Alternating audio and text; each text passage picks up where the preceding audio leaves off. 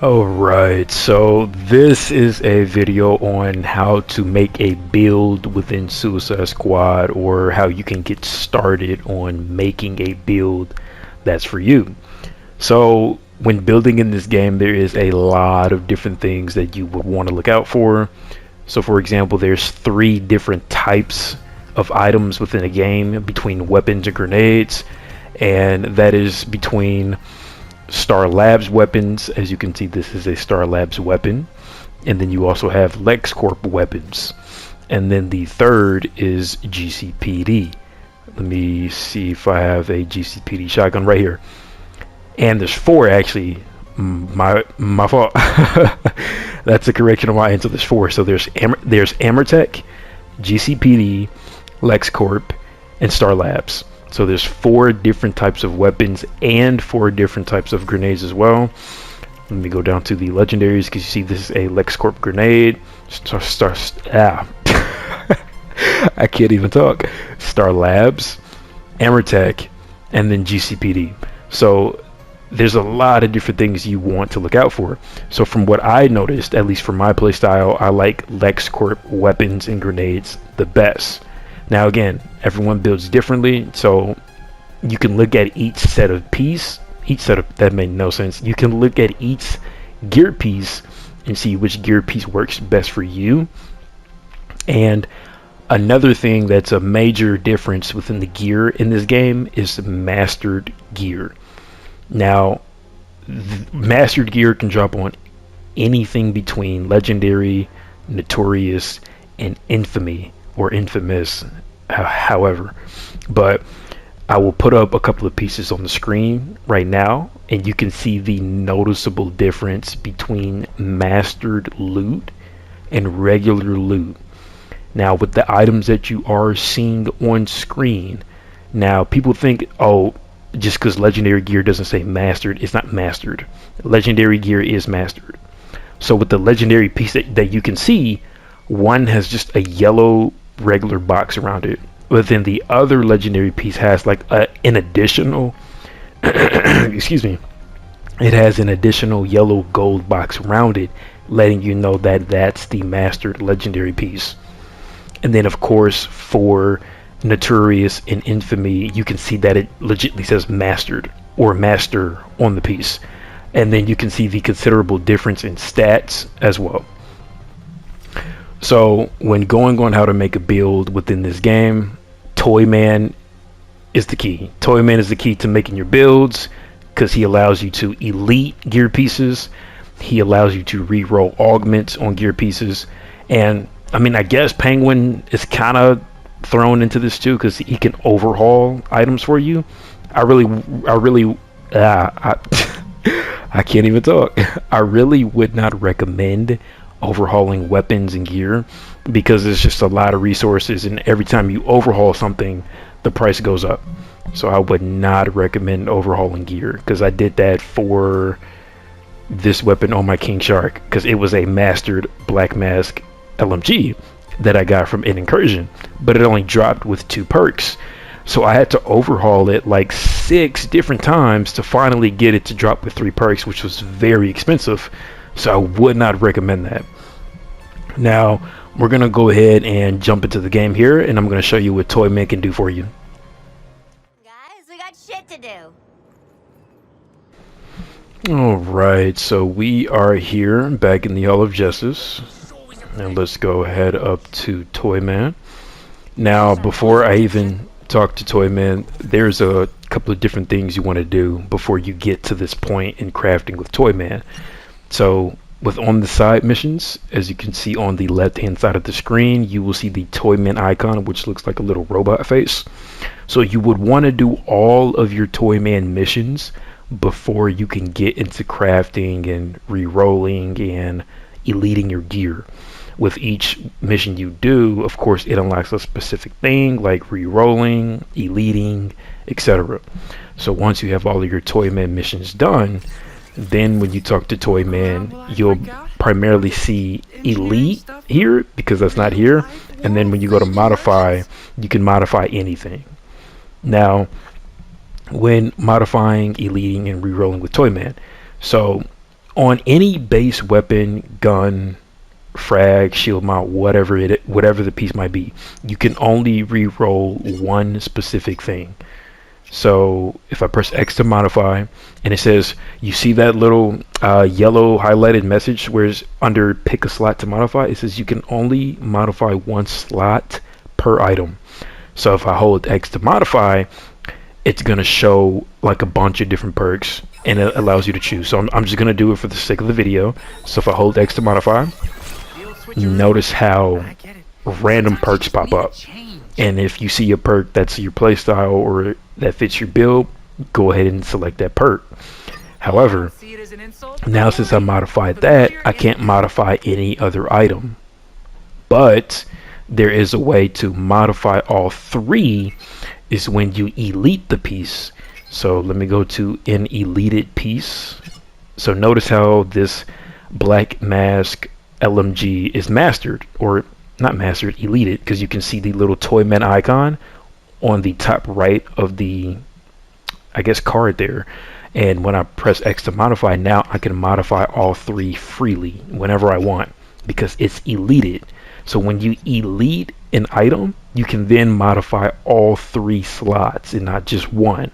So that's why Toyman really comes in handy when crafting builds, because he allows you to re-roll any perk. It doesn't matter what it is. And once you go further in the Toyman missions as well, you can then pick any perk you want. I know, right? It's crazy. You could pick any perk you want. So to do that, so instead of getting a random perk by holding X to modify, you can press the triangle button as you see at the bottom screen, the bottom left hand side of the screen, where it says activate totes. When you press triangle, it allows you to pick any specific perk that this said slot has to offer. So that's absolutely wonderful. Like, you don't have to be locked and keep re-rolling 5 million times just to get a perk that you want.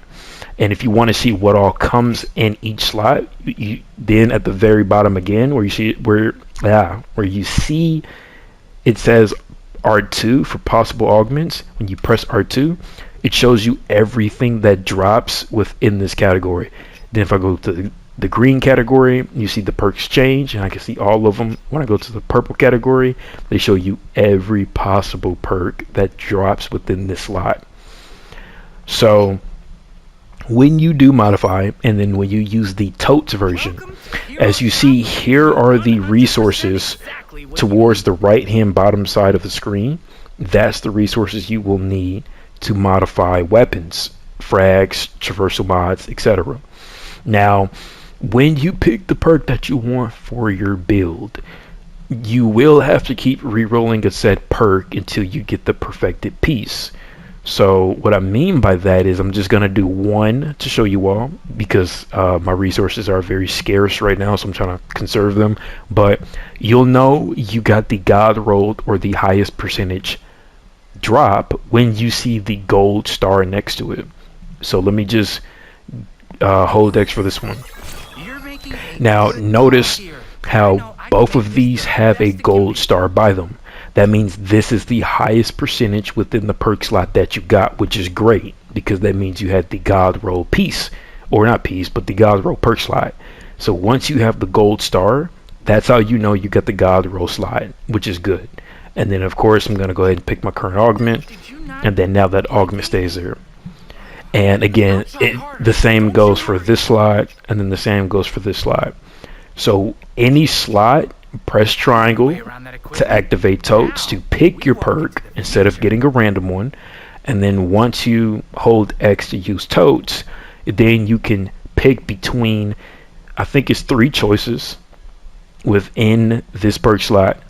And when you see those 3, if you don't see the gold star, that's how you know it's not the highest drop rate. So you will want to keep essentially using the same slot until you get the gold star. Well, at least that's what I do, because I know with these resources it is very expensive, I will say that, and you practically have to farm incursions for about a good couple of hours to at least build up a good amount of resources to keep using totes, because it is very expensive. And the way how you can get resources back, you can go to incursions. Let me just go back here. So you can go to incursions. I would highly recommend the World's Unfair one, only because it's the fastest incursion. Like, it's literally destroy crystals, get in, get out, you're done. That's literally all it is to that incursion. But I know a lot of people like the sending a signal incursion as well, where you have to defeat the 3 wave of enemies and build up the charges. A lot of people like that one as well. And as for the Ivy incursion, yeah, no, that's just absolutely trash. At least in my opinion. I do not like this incursion whatsoever. But that is definitely how you would want to make a build within Suicide Squad. And one last thing before I do close the video. So, also when looking at loot, traversal mods can be mastered. Neck bomb mods cannot, nor can Lucky Charms. These are the only 2 slots that cannot be mastered. So you can get a mastered melee. Only the Notorious version. So only the Two-Face melee can be mastered. No other melee can be mastered. So I think I have a mastered version. Give me one sec. Probably might be on my Boomerang. Yeah, okay, so right here. So as you can see, for the Two-Face Notorious melee, this one can be mastered. And I do not have a set to compare with, but you all did see the mastered comparison test earlier. And also his traversal mod is mastered, which has a considerable amount of increase in damage with the traversal attack. Now also, keep in mind, when you get mastered gear, it will not always be better. I know it sounds crazy. It's crazy to me too, because you essentially have to grind so much just to get the mastered gear, just for it to not be better than, let's say, a legendary. It's very disappointing, but I mean, hey, that's the beauty of looter shooters, or just looters in general. It's RNG. And one last thing I would also recommend is when looking at the weapons between the Star Labs, Amertech, GCPD, and LexCorp. I think I said all 4. Yeah, so when looking at the difference between them, of course, this is how you know this is a mastered version, because it has the additional yellow box around it, and then this is just a base piece. So for the sake of this video, like, I'm not going to go deep into my Boomerang build, because that's for another video coming up.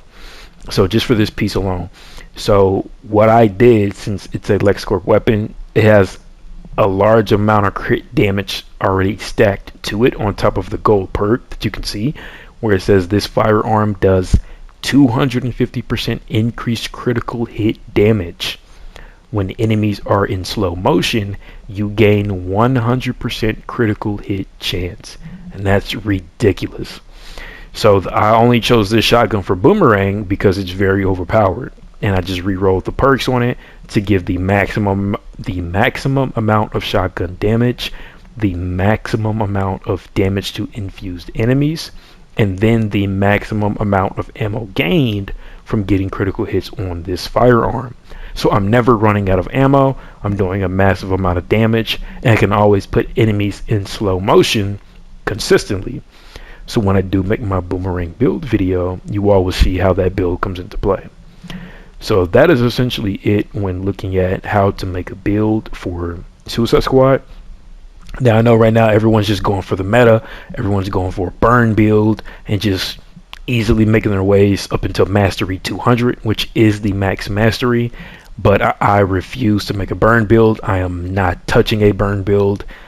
And yeah, you'll never see me using a burn build, because I mean, I get it's meta, but I just like to be different. I just like to have fun. I like to see what builds work instead of just going for meta. But anyways, that's just my opinion. If I missed anything within this video explaining Toyman, going over perks, re-rolling, modding, eliting, somebody definitely let me know in the comments and correct me, because I probably feel like I did miss something. But that will be it for this video. The next video that I will be making will be the Boomerang build video, and I will see you all then.